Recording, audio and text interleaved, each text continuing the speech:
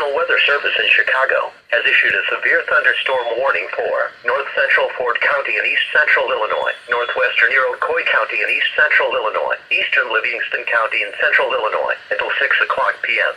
At 4:56 p.m., a severe thunderstorm was located near Forest and moving northeast at 20 miles per hour.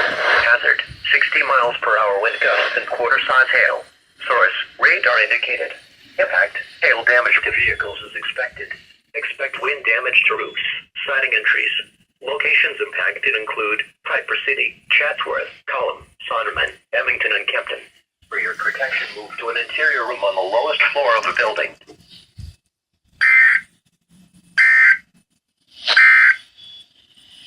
The National Weather Service in Chicago